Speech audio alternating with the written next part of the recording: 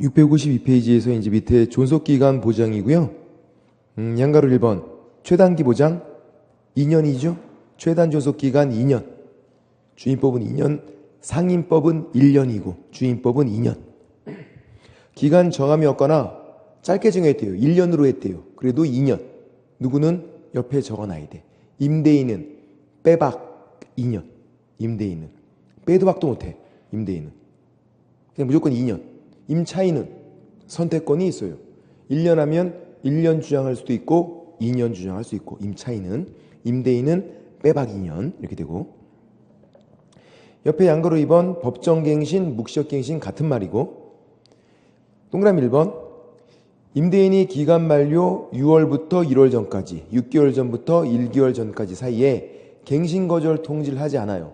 그러면 묵시적갱신, 법정갱신이 돼요. 갱신거절 통지를 안 하면. 근데 기간은 2년으로 본다 이렇게 되죠. 기간은 정함이 없는 걸로 보는 게 아니라 2년으로 본다 이렇게 돼 있어요. 그것도 책이 안 나왔나요? 나오고 있을 텐데. 있죠. 동그라미 3번에 존속기간은 2년으로 본다. 근데 임차인은 또 선택권이 있네. 자기 마음대로 해지 통지할 수 있어요. 그럼 3개월 후에 끝나게 되고, 임차인은 이거 제일 많이 나오는 게 임대인이 해지 통지할 수 있다. X. 또 동그라미 3번 옆에다가 적어놔야 돼요. 임대인은 빼박 2년. 임대인은 무조건 빼박 2년이에요. 아까 존속기간 2년이었잖아. 임대인은 마찬가지 무조건 2년. 묵시적갱신, 법정갱신 돼도 임대인은 빼박 2년. 무조건 2년. 그러면 묵시적갱신, 법정갱신이 되면 누구한테 유리한 건데? 임차인만 유리하네. 선택권이 있잖아요. 2년 주장도 되고 계약 해지해서 끝낼 수도 있고, 임차인은. 그러니까 동그라미 2번 의무를 소홀히 한 임차인은 인정이 안 되는 거예요. 굳이 혜택을 줄 필요가 없잖아. 이기차임 연체한 사실이 있거나, 그리고 의무를 현저히 소홀히 하거나, 임차인이 이기차임에 달하도록 차임을 연체하고 있거나, 현재 연체하고 있어야 돼요. 아니면 의무를 현저히 위반했다. 이렇게 잘못이 있으면 굳이 인정이 안 된다. 그죠? 혜택을 줄 필요가 없으니까. 근데 이제 뭐 이런 내용들은 사실 또 민법에서 다 똑같이 배우고 해서 다 아는데요. 역시 뭐 민법에서 배우셨지만 뭐를 나중에 잘 깜빡하시냐면 동그라미 1번의 네 번째 줄이에요. 임차인 쪽도 있다라는 거. 임차인도 1월 전까지, 1개월 전까지 갱신거절 통지를 해야 돼. 안 그러면 무기적갱신이 돼요. 그러니까 임대인은 6월부터 1월까지 사이, 임차인은 1개월 전까지 갱신거절 통지를 해야 돼요. 이렇게. 상임법은 임대인은 똑같은데 임차인 쪽이 없어요. 상임법은 임차인 쪽이. 주임법은 임차인 쪽이 있는데. 그래서 주임법은 임차인이 1개월 전까지 갱신거절 통지를 해야 되는구나. 주임법에서는. 물론 이걸 하지 않아도 그닥 그렇게 불리하진 않죠. 묵시적갱신이 되면 임차인은 선택권이 있으니까. 그래도 바로 끝내고 싶으면 해야 된다고. 1월 전까지 갱신거절 통지를 해라. 임차인도. 안 그러면 묵시적갱신이 되니까. 그런 내용이고. 밑에 파란색 5번 임차인이 사망과 임차권 승계는 옆에 적어놔야 돼요. 상임법은 이런 거 없다. 상임법은 이런 거 없다. 왜냐하면 가정공동생활 이런 말이 들어가 있기 때문에 상임법에는 이런 게 없어요. 상임법은 주임법만. 사실혼 배우자, 혼인신고 안 한 거죠. 사실혼 배우자. 세컨드 그런 거 아니야 이거. 불륜이 아니라 사실혼 배우자는 혼인신고 안 한 거야. 혼인신고. 그랬을 때 사실혼 배우자가 임차권을 상속하는 경우가 있어요. 상속인이 없으면. 근데 보통 상속인이 있거든요. 이거 한번 해볼게요. 상속인 보통 있어요. 이촌 이내. 이촌 이내. 주임법에서는 이촌 이내가 상속인이에요. 촌수 계산을 할 줄 알아야 되는데. 민법 시간에 배우셨나요? 촌수는 항상 나를 기준으로 해야 되는데, 나랑 아버지는 몇 촌? 1촌. 나랑. 우리 형은 몇 촌? 2촌. 아, 옆으로 가면 2, 1. 그러면 아버지랑 할아버지는 다시 또 1촌이죠. 그럼 나랑 할아버지는 몇 촌이에요? 2촌. 할아버지도 포함돼 그러니까. 촌수 더하는 거예요. 3촌은 왜 3촌이 된 거예요? 아버지 동생이잖아요. 아버지랑 아버지 동생이 2촌 사이잖아. 그렇죠? 그럼 나랑 아버지 동생은 1촌, 2촌이니까 3촌. 촌수 더한 거잖아. 그렇죠? 3촌은 빠지네. 2촌 이내니까. 자, 함께 사는지 아닌지 알아봐요. 가정공동생활. 함께 사는지 아닌지. 가정공동생활을 하면, 함께 살면요, 그러면 상속인만 상속을 해요. 이게 원칙이거든요. 원래 민법에서 사실혼 배우자가 상속권이 없어. 주인법에서 혜택을 주고 있는 건데 상속인과 함께 살고 있대요. 상속인만 상속해. 함께 안 산대요. 그럴 때 상속인과 공동상속이 되죠. 주의할 건 뭐냐면 가정 공동생활을 하니까 가정 공동생활이니까 공동상속이겠지. 그건 아니라고. 공동은 아니다. 공동은. 가정 공동생활하면 누구만? 상속인만 상속을 하게 된다고요. 이렇게. 그래서 동그라미 2번을 보세요. 임차인이 사망했는데 사망 당시 상속권자가 그 주택에서 가정 공동생활을 하고 있지 않대요. 함께 안 살 때 어떻게 돼요? 공동상속이잖아요. 함께 안 살 때 공동상속이라고. 함께 살면 상속인만 상속하는 거야. 이렇게요. 그런 것들. 그리고 동그라미 3번은 1개월 이내 반대이사 표시해서 상속을 포기할 수 있다. 왜냐면 월세 왕창 밀렸대. 상속해서 뭐하게? 포기할 수 있어요. 1개월 이내. 3개월이 아니라 1개월이에요. 민법에서 상속 포기는 3개월이에요. 주인법에서는 1개월이에요. 주의사항은 뭐다? 공동은 아니더라. 가정 공동생활하면 상속인만 상속한다. 함께 안 살 때가 공동상속이다. 그것만 좀 주의하시면 되고, 이런 내용들이 상인법에는 없더라. 주인법만. 그 다음 654페이지에서 차임 증감 청구권 월차임 전환 시 산정률 제한. 양가로 1번. 증액 청구할 수 있죠. 임대인이. 임차인은 감액 청구할 수 있고. 자, 증액 청구할 때 제한이 있네. 거기 세 번째 줄에 5%. 연 5%. 한 번 올리면 1년 이내 못 올리니까 1년에 5%. 5% 초과 안 되는 거예요. 5%까지. 상인법도 똑같아. 5%까지. 1년 이내 재증액 안 되고 5%예요. 그럼 질문 드려볼게요. 감액 시에도 제한이 있나요? 임차인이 왕창 감액 청구했어. 돼요, 안 돼요? 돼요. 감액 청구는 제한이 없어. 물론 임대인이 안 받아주겠죠. 그래서 잘 봐야 돼요. 증액 청구인지 감액 청구인지 잘 보셔야 한다고. 증액 청구 시에만 5% 초과 금지예요. 20분의 1. 감액 청구는 제한이 없어요. 그런 내용들. 주인법, 상인법 공통이고. 양가로 2번은 개념만 좀 설명을 드려볼게요. 양가로 2번은 월차임 전환 시 산정률 제한. 들어보셨나요? 무슨 말인지? 민법 시간에 배웠나? 무슨 말이냐면 전세에서 반전세로 바꾸는 거예요. 그런 건 알잖아. 전세, 반전세. 전세는 뭔데? 월세 안 내는 거. 그죠? 월세 안 내는 거. 반전세로 바꾸겠대요. 이건 뭔데요? 월세 받는 거 이제. 보증금 좀 남겨놓고 월세로 받는 거. 바꾸는 거예요. 그때도 제한이 있어요. 왜냐하면 생각해보세요. 전세는 월세를 내가 안 냈다고. 근데 반전세는 월세를 내야 되는데 이거를 임대인이 왕창 내래. 그럼 부담스럽잖아, 이거는. 월세는 내면 끝나는 거니까. 보증금은 돌려받지만. 그래서 보통 다 전세를 선호하잖아요. 그래서 제한이 있는데 이런 거 이제 1억이었고 월세는 없었어요. 근데 이렇게 바꾸는 거야. 7,600을 남기고 2,400을 돌려주는 거예요. 남기고 돌려주고. 그럴 때 이제 월세로 얼마까지 받을 수 있나 그거야. 이렇게 하래요. 1할. 10%예요. 1할.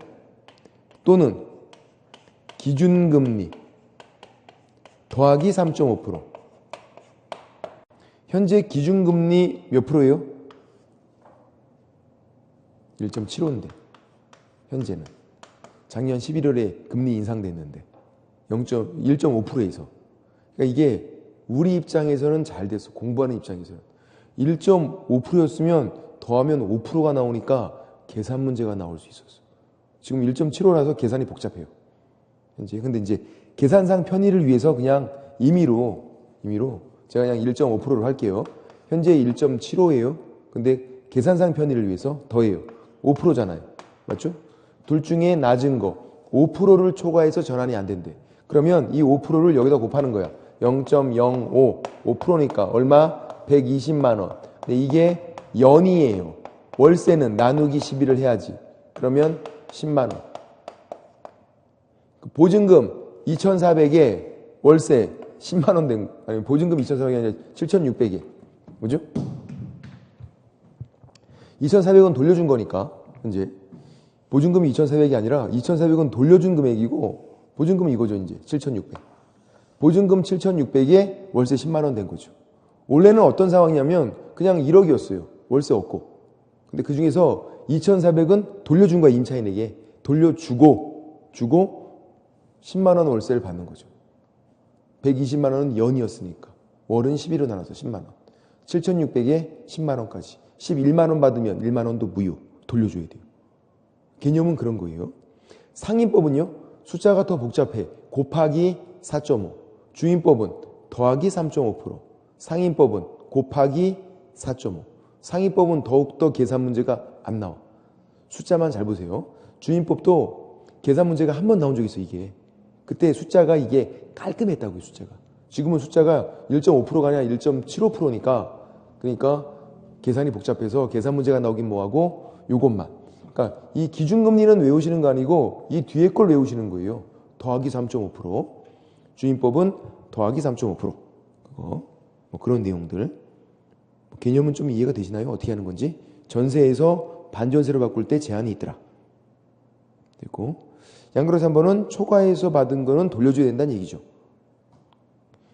옆에 655페이지에서 금융기관 등 우선매조건 승계는 한 번도 나온 적이 없네. 근데 개념은 설명드려 볼게요. 주인법, 상인법 공통인데 중개실무로 나온 적은 없어요. 민법으로 나온 적은 있는데. 자, 이거. 임차권이 있고 이것만 좀 설명을 드려볼게. 보증금 반환 채권이 있어요. 공부를 처음 하시면 이게 도대체 무슨 말인지 전혀 몰라. 임차권 이건 뭐고 보증금 반환 채권은 또 뭐고 같은 건 아니래요. 다른 거예요. 둘 다 채권이에요. 임차권은 뭐 하는 채권인데요? 그 주택을 월세로 사는 채권이잖아요. 사용수익. 전세권은 전세로 사는 물건이고 임차권은 월세로 사는 채권이고 사용수익이에요. 집에 사는 채권이라고. 살고 있는 거. 얘는 집에 사는 게 아니에요. 이제 임대차가 끝났어. 끝나서 내가 거기 안 사는 거야. 이제 보증금 돌려줘. 그 채권이잖아요.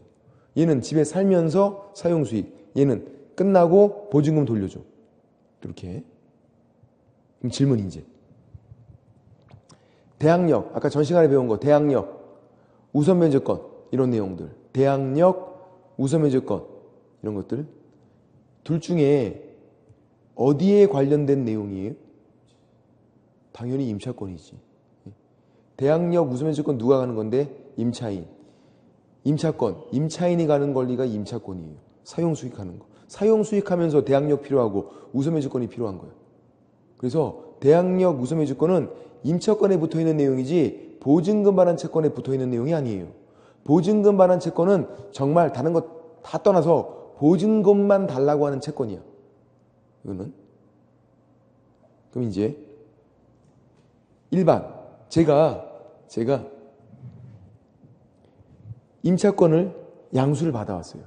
다른 임차인한테 임차권을 제가 이게 양수를 받아온 거야. 그러면 물론 동의 받아야 돼요. 임대인. 받아오면 그 원래 임차인이 갖고 있던 그 대항력 우선매주권이 같이 따라와요. 왜?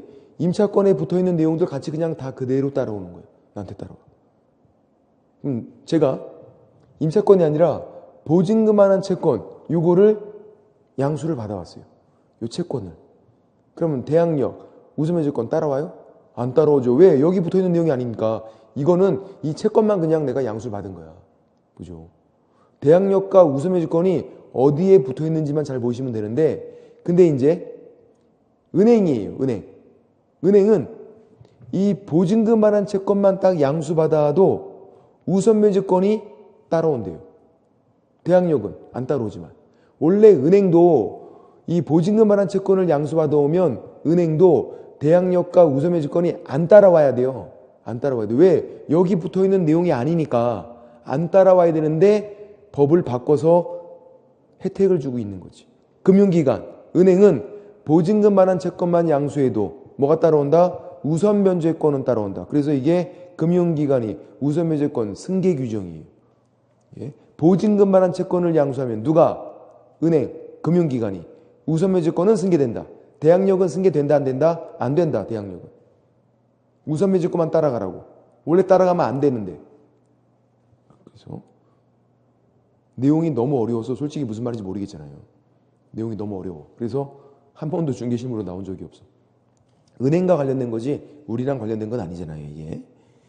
그리고 확정일자 부여는 우리랑 관련된 거네. 뭐가 나오냐면요. 확정일자 부여는 양가로 1번에 동그라미 1번. 어디 가서 확정일자 받는지는 아주 잘 나와요. 읍면사무소, 주민센터, 법원, 등기소, 공증인 넓게 인정된다. 상인법은 관할 세무서장, 상인법은 관할 세무서장, 주인법은 넓게 인정이 되고 그렇게 계약서 가서 도장 하나 받으면 돼요.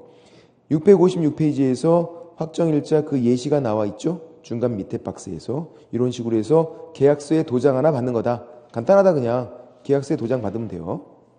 그렇게 됐고 확정일자를 어디 가서 받는지만 보시면 되고 다른 내용들은 모르셔도 되고요.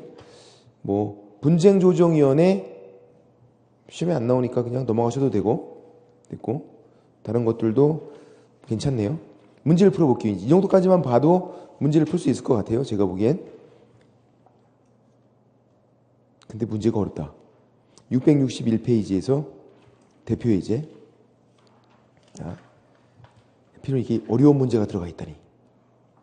갑소유 X주택을 을이 임대하는 임대차 계약을 중개하면서 양 당사자에게 설명한 내용 옳은 거. 1번 을이 X주택 일부를 X주택이에요. 일부를 주거 외로 사용해도 적용이 되죠. 어차피 주택이니까. 주택이면 지난주에서 잘 기억이 안 나네. 주택이면 적용되는 거예요. 전부 임대차건 일부 임대차건. 틀렸고 일부를 주거 외로 사용해도 적용된다고. 왜? 주택이잖아요. 2번 임차권 등기 명령에 따라 등기가 됐어요. 그러면 유지가 돼야죠. 이사 가더라도 대항력권 상실, 점유 상실, 이사 가더라도 유지가 된다고요. 그러려고 등기해 놓은 건데, 그죠? 대항력을 잃는다가 아니라 유지가 된다. 등기가 됐으니까. 전세권 설정 등기하면 이사 가면 끝나도 전세권 설정 등기 아니라 임차권 등기를 했잖아. 유지가 돼야죠. 3번은 을이 X주택에 대한 대항력을 취득하려면 확정일자를 요한다. 맞나요? 대항력을 취득하려면 확정일자 필요해요? 불필요해요? 불필요하잖아. 확정일자는 뭐의 요건이다? 우선변제권 제발. 확정일자 우선변제권 후순위보다 먼저 받는 거. 대항력 요건은 아니고 최우선변제권 요건도 아니고. 이건 무진장 많이 나왔어요. 이거 3번 지문은. 4번이 문제였어요. 을이 대항력을 취득한 후 X주택이 병에게 매도돼서 소유권 이전 등기가 됐어요. 이제 집주인이 바뀐 거예요. 집주인이 바뀐 다음에 임차인이 이사를 갔어요. 그러면 새로운 주인은 보증금을 돌려주지 않아도 된다. 맞아요? 보증금 많은 채무가 소멸한다. 새로운 주인은. 아니에요. 돌려줘야 돼. 새로운 주인이. 응? 그러니까 뭐에 낚였냐면 사람들이 을이 주민등록을 옮겼대. 임차인이 이사 가면 그러면 새로운 주인에게 보증금 달라고 할 수 없다. 그게 아니라고요. 달라고 할 수 있어요. 그래도. 물론 받기는 쉽지 않겠죠. 지가 자발적으로 이사 갔잖아. 이렇게. 그래도 받을 수 있는 거예요. 그러면 만약에 새로운 주인이 보증금을 안 준다 그러면 이 임차인은 누구한테 보증금 받아야 되는 건데? 전주인한테 그 말이 안 되잖아요. 전주인은 집을 팔면서 어떻게 했는데 보증금 까고 차익만 받았잖아. 차익만. 보증금은 떠안았잖아요. 지금 매수인이. 병이 보증금을 떠안은 거라고요. 이 집을 매매할 때 그렇게 했다고. 그죠? 근데 그 전주인 가서 보증금 내놔라 말이 안 되잖아. 전주인 뭐 받은 것도 없는데. 차익만 받고 나갔는데. 그러니까 새로운 주인이 보증금 돌려주는 게 맞다고요. 다만 임차인이 계속 살고 있으면 받기가 쉬워요. 이사 가면 받긴 좀 어려워졌지. 그런 문제인 거지 받을 수는 있어요. 4번도 틀린 거고 5번. 답은 5번인데 임차인이 경매로 뭐 경매가 아니어도 상관이 없어요. 주택 소유권을 취득했대. 어떻게 돼요? 임차권이 없어져. 혹시 혼동 배우셨나? 혼동? 혼동으로 소멸해요. 임차인이 내가 세입자였다가 그 집을 샀어요. 다 필요 없잖아. 내가 집주인인데. 임차권은 없어지는 거지 그냥. 혼동으로 소멸한다. 그래서 임대차 계약이 종료가 되는 거예요 그냥. 아니, 내가 집주인 됐는데 이제 뭔 임차권이 필요하고 다 필요 없잖아. 답은 5번. 혼동으로 소멸.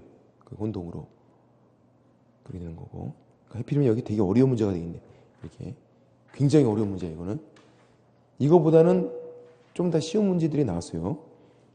그렇게 되고. 상인법은 662페이지 상인법이 나중에 더 어려워요. 왜냐하면 주인법과 차이점만 보면 되는데 나중에 공부할 시간이 없다 보니까 거의 안 봐요 우리가. 민법 시간도 마찬가지예요. 민법에서도 제대로 학습이 되면 그럼 이제 뭐 쉬운 거고 시간이 없어서 제대로 학습이 안 돼서. 적용 범위는 상가 건물 적용되죠.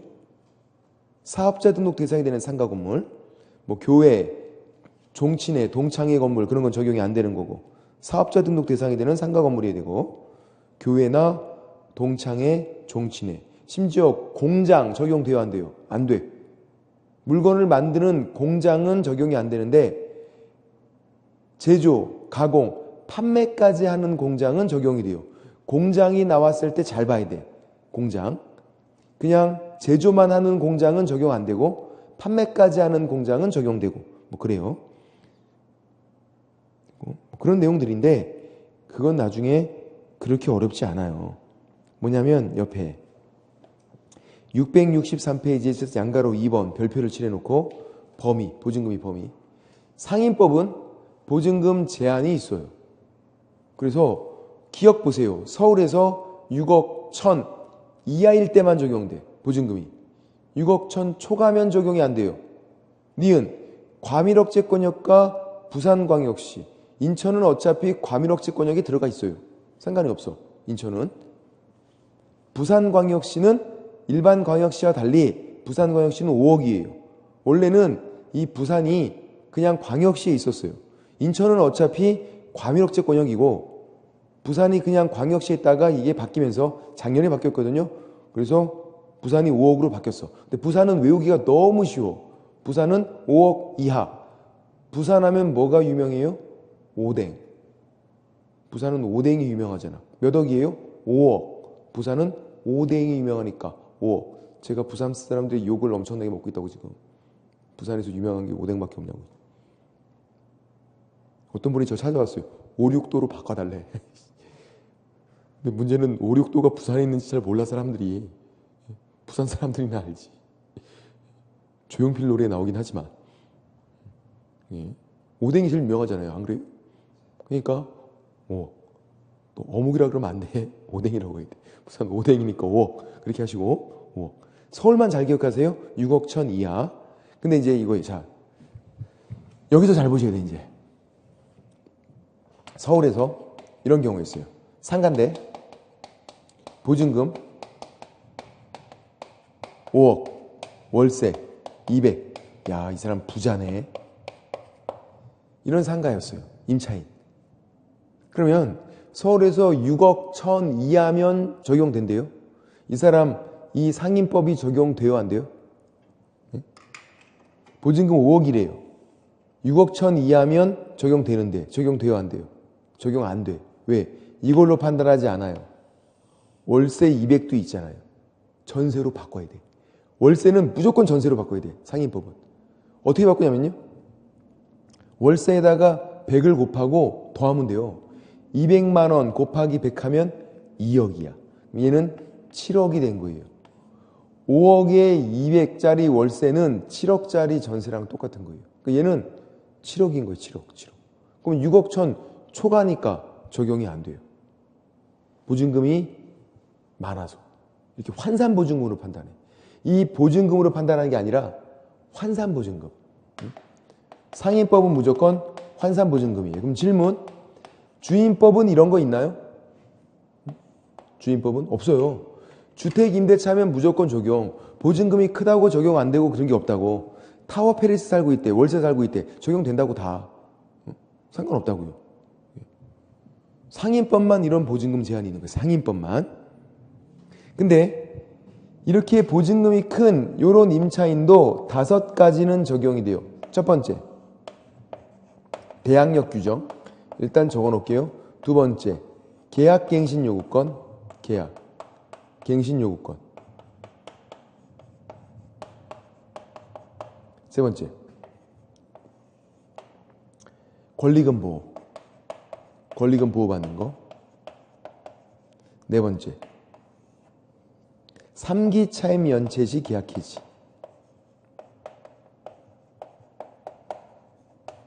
계약을 해지하는 거. 그리고 5번째, 표준계약서.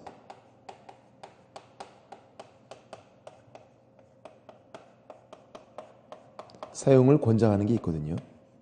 이렇게 5가지는 보증금이 커도 적용이 돼요. 다른 건 적용이 안 돼요. 보증금이 크면. 이렇게 5가지는 보증금이 커도 7억이어도 적용이 되는데. 그러니까 적용되는 거 5가지를 반드시 외우고 있어야 돼. 민법에서도 필요하고 중개심에서도 필요하고 나중에 중개업하실 때도 알아야 돼요. 보증금이 클 때 적용되는 거 저 5가지를.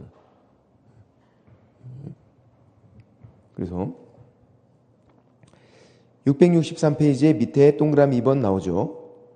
기역, 대항력, 니은, 계약갱신 요구권. 니은 디귿이 계약갱신 요구권이에요. 니은 디귿이. 그리고 리을이 권리금 보호, 미음이 3기 차임 연체 시 계약 해지.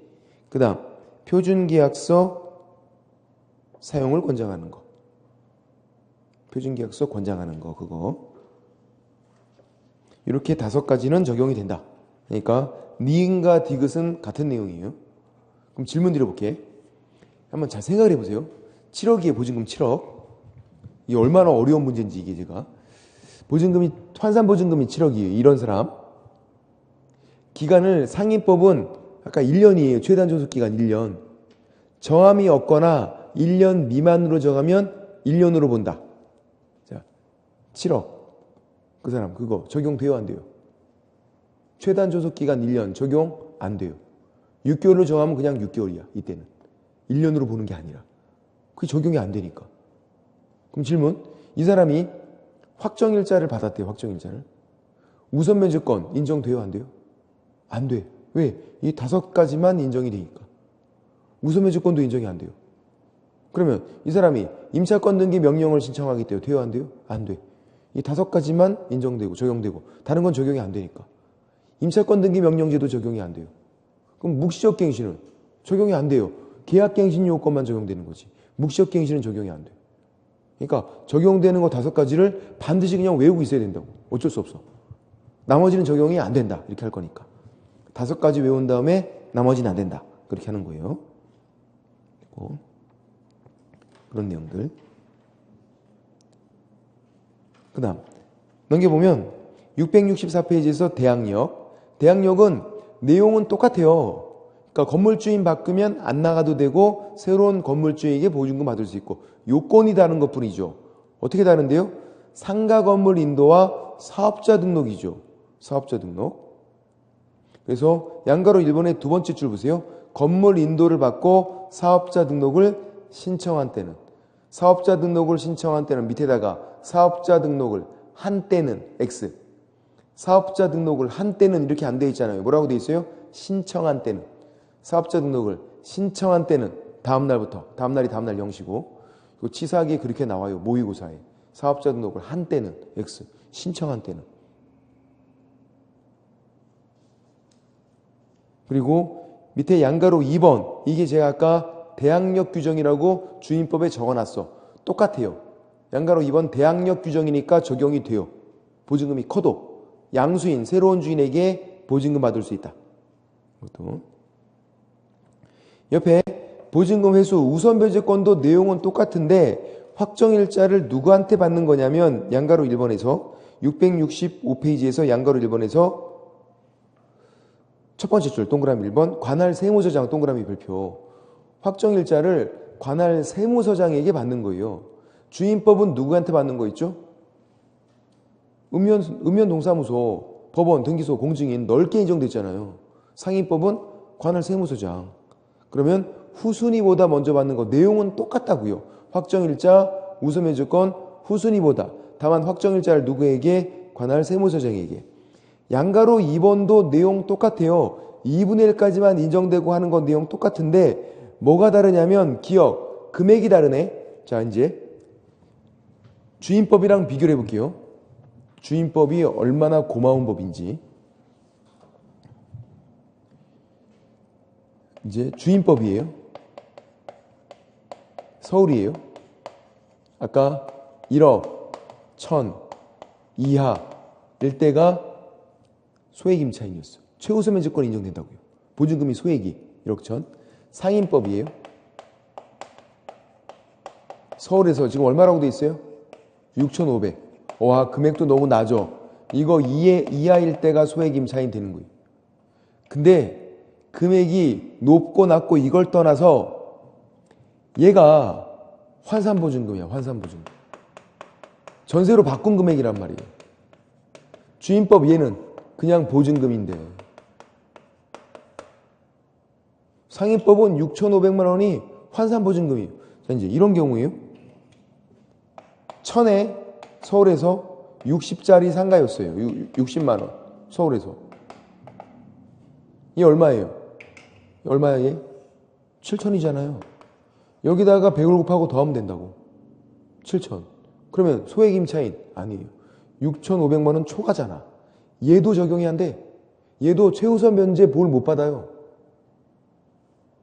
환산보증금이니까. 그렇게 비싼 상가도 아닌데. 그래서 상가 건물이 경매로 넘어가면 최우선 변제는 거의 적용이 안 돼요. 금액도 낮은데 환산보증금이니까. 근데 주택일 때는요. 사실 그렇게 낮은 금액이 아니잖아요. 서울에서 1억 1000 그리고 그냥 보증금이라고요. 환산보증금이 아니라 적용이 잘 돼요. 주택이 경매로 넘어가면 최우선 변제들 잘 받으신다고. 적용이 잘 되니까. 얼마나 고마운 법이야. 상임법은 그지 같은 법이지. 환산보증금이고 금액도 낮고 적용이 잘 안 된다. 그리고 얘를 옆에 있는 얘랑 또 헷갈리시네. 이거는 뭐였냐면 아까 서울에서 6억 1000 부산 5억 했던 거 그거는 법 적용 여부를 판단하는 거예요. 이 법을 적용시킬지 말지. 얘는 최우선 변제만 적용되는지 마는지 그것만. 뭐를 물어보나 헷갈리면 안 돼요. 질문 드려볼게. 서울에서 상가였어요. 보증금 2억에 월세 100만 원이에요. 얘 얼마예요? 빨리 바꿔야지. 얼마야? 3억. 여기다가 100을 곱하면 1억이니까 더하면 3억이잖아요. 이 사람은 이 상임법이 적용돼요, 안 돼요? 상임법이 적용된다고. 여기 있는 이 5가지도 다 적용되고 그 이외의 것도 다 적용돼요. 왜? 서울에서 6억 1000 이하면 적용된다니까요. 법이 다 적용되는데 이 사람에게 적용 안 되는 게 한 가지가 있네. 뭐죠? 최우선 변제. 최우선 변제 그거는 적용이 안 돼요. 왜? 보증금이 너무 많잖아. 6,500만 원 초과됐잖아요. 그러니까 최우선 변제를 판단하는 건 6,500만 원. 법 적용 여부를 판단하는 건 6억 1000. 헷갈리지 말자. 그거예요. 뭐를 물어보는지를. 상위법은 다 환산보증금인 거고. 넘겨보면 666페이지에서 역시 경매가 들어가기 전까지 대항 요건만 갖추면 되는 건 똑같고 2분의 1까지 인정되는 건 똑같고 동그라미 4번은 별표고 666페이지 동그라미 4번 별표. 왜? 환산보증금이래. 최우선 변제를 환산보증금으로 판단해라. 보증금과 차임의 100분의 1을 곱하여 환산한 금액의 합계가 소액보증금 이하다. 이게 환산보증금을 말하고 있는 거예요. 환산보증금. 동그라미 5번은 최우선 변제는 2분의 1까지만, 주임법도 2분의 1까지, 상임법도 2분의 1까지만 인정된다. 그렇게. 임차인 여러 명이어도 상관이 없고 최우선 변제는 2분의 1까지만. 옆에 666페이지에서 임차권 등기 명령제 내용 똑같아요. 동일해. 완전 똑같아. 넘어가셔도 돼. 질문 드려볼게. 임차권 등기 명령에서 임차권 등기가 됐대요. 그 다음에 들어간 임차인은 최우선 변제권 인정돼요, 안 돼요? 안 된다 그랬잖아요. X. 안 된다. 그래서 건물이 더 잘 안 빠진다고. 집도 잘 안 빠지고 더 그렇게 되고. 그럼 이거 임차권 등기 명령제는 임대차 기간 중에 할 수 있는 거예요? 아니죠. 종료된 후. 두 가지가 요건이라니까요. 임대차가 종료가 돼야 되고 보증금을 전부든 일부든 못 받았으면 이걸 할 수 있다고요. 기간 중에 할 수 있는 게 아니라 종료된 후에 하는 거. 다음 668페이지에서 기간, 갱신, 소멸. 기간, 최단 존속 기간 1년이네. 그렇죠? 옆에서 적어놔야 돼. 임대인은 빼박 1년. 임대인은 빼박 1년. 동그라미 2번은 공통. 끝날 때까지 끝난 게 아니다. 공통. 보증금 받아야 끝나죠. 나 보증금 안 받았는데 끝 나가. 말이 안 된다고.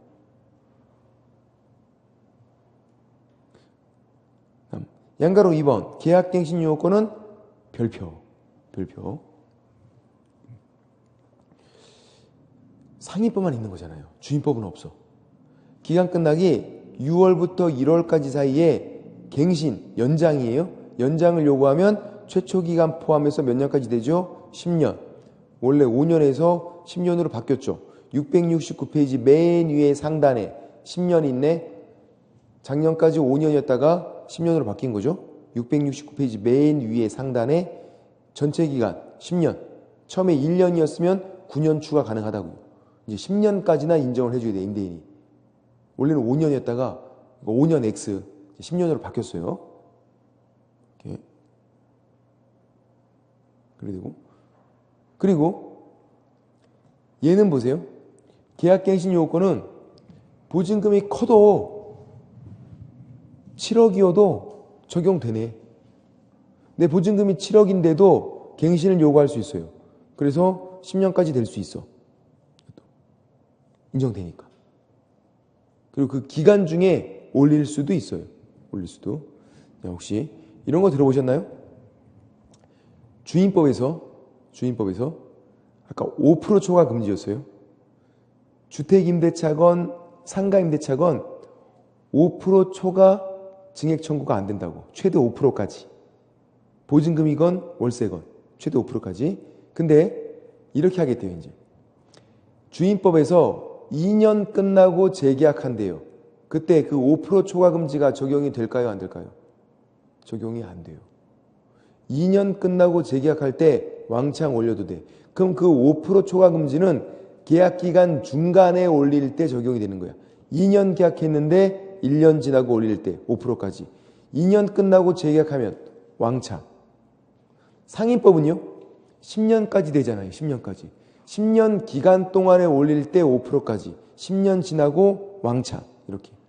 근데 얘는 이렇게 보증금이 큰 얘는 10년까지 될 수 있다고요. 10년 되고 10년 기간 동안에 올릴 수도 있어요. 그런데 올릴 때 왕창 올릴 수 있어. 이게 상위법이 적용되는 임대차와 안 되는 임대차의 가장 큰 차이점이에요. 상위법이 적용이 되는 건 10년 되고 기간 중에 올릴 수도 있고 그리고 올릴 때 5%까지밖에 못 올려요. 기간 중에는. 10년 끝나고 왕창이 돼요. 상위법이 적용이 안 되는 이런 7억짜리 이런 임차인들은 계약갱신 요건 행사에서 10년까지 돼요. 기간 중간에 올릴 수 있어요. 근데 제한 5% 초과 금지가 적용이 안 되기 때문에 많이 올릴 수도 있어. 그런 차이가 있어요. 그리고 뭐 그렇게 되고 그런 내용들이 상위법이 되게 어려워. 사실은 문제가 나오면. 그리고 동그라미 3번 669페이지에 동그라미 3번 보면 임대인 동의 얻은 전대차에서 전차인이 임차인을 대위해서 계약갱신 요건을 행사할 수 있다. 그렇게 동의 얻은 전대차에서. 전차인이 임차인을 대위해서. 직접이 아니라 대위해서. 그렇게. 그리고 4번은 갱신되는 임대차는 전 임대차와 동일한 조건으로 다시 계약하는 후보지만 다만 차임과 보증금은 증감할 수 있다. 차임과 보증금 올릴 수 있다고요. 5%까지. 기간 중에 5%까지. 적용되는 임대차는. 적용이 안 되는 임대차는 왕창 올릴 수 있고 5% 초과 금지가 적용이 안 되기 때문에 보증금이 클 때는 이렇게 5가지만 적용. 그러니까 이걸 외우고 있어야 돼. 이걸 못 외우고 있으면 나중에 계속 헷갈려. 보증금이 클 때도 적용되는 건 딱 5가지. 대항력, 계약갱신 요건, 권리금보, 3기 차임 연체 시 계약 해지, 그리고 표준계약서 사용 권장하는 거. 다만 계약갱신 요건은 어디까지만 적용된다? 계약갱신 요건 행사할 수 있다. 그리고 그 기간 중에 올릴 수 있다까지만 적용된다. 올릴 수 있다. 이렇게 되고. 그럼 이제 옆에 668페이지 다시 옆으로 와서 양가로 2번에서 기억부터 우리 시효까지 이 사유들이 중요해졌어요. 임대인 입장을 생각해 보세요. 이제 어떻게 되는 거야? 나 무려 10년이나 인정해 줘야 돼. 되게 과하잖아. 이를 10년 동안이나 얘를 사용하게 인정을 해줘야 된다고 지금. 그러면 이 사유 중에서 기억부터 시효까지 한 가지라도 해당되면 거절할 수 있어요. 갱신 요구를. 그러니까 이게 되게 중요해 지금 임대인 입장에서는. 뭐 하나 걸리면 그냥 거절할 수 있어요. 잘 나오는 거 체크해 볼게요. 기억 별표고 3기 차임 연체한 사실이 있대요. 사실. 과거형도 상관이 없어 이거는. 그리고 리을 별표고 임차인이 임대인 동의 없이 전부 또는 일부를 전대했어요. 불법 전대. 일부만 전대해도 동의 없이 거절할 수 있고, 그 다음 미음도 별표, 미음 별표. 임차인이 전부 또는 일부를 고의 또는 중과실로 파손, 중과실 파손 동그라미, 과실 파손 X, 중과실로 파손했어. 그리고 CO 또 별표. 임대인이 전부 또는 대부분 철거.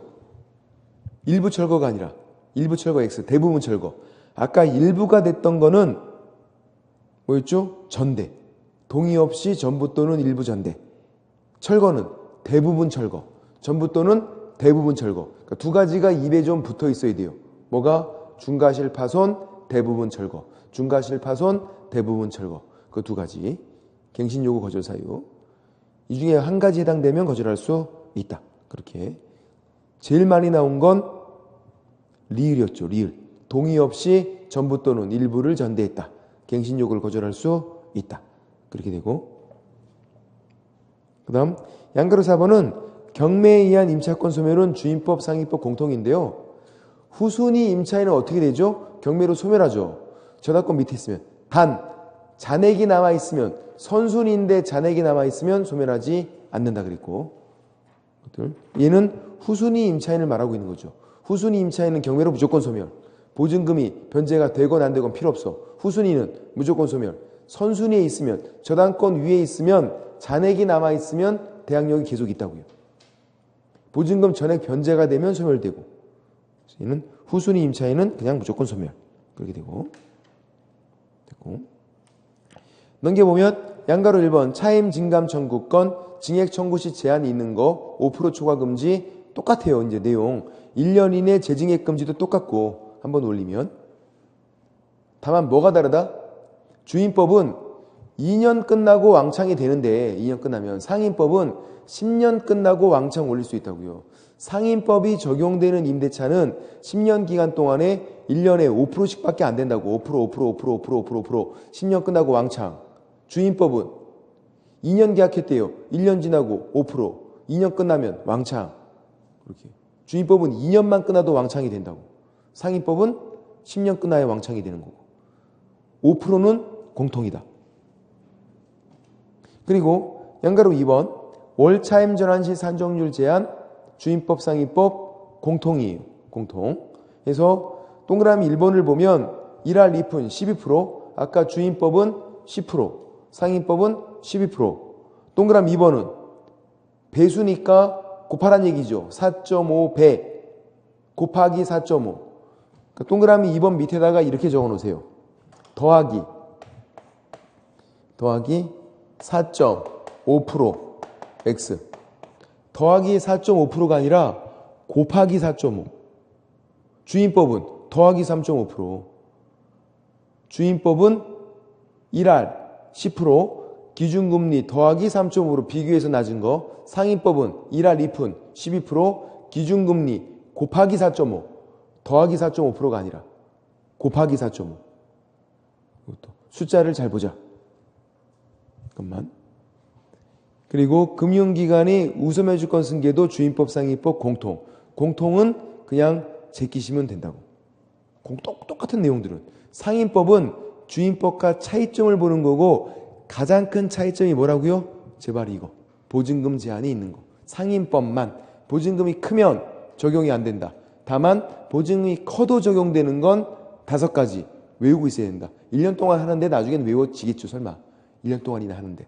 대항력, 계약개신용권, 권리금보호, 3기 차임 연체시 계약해지, 그리고 표준계약서 사용을 권장하는 거. 이렇게 4가지는 보증금이 커도 적용이 된다. 다른 건 적용이 안 되고 상인법만 보증금 제한이 있다는 거. 주인법은 주택임대차면 보증금이 아무리 커도 다 적용되는 거고. 이렇게. 그리고 또 상인법만 있는 거 특이한 게 권리금 회수기의 보호조. 별표를 칠해놓고 좀 쉬었다가 권리금을 한번 설명을 드려볼게요. 권리금을 좀 쉬겠습니다.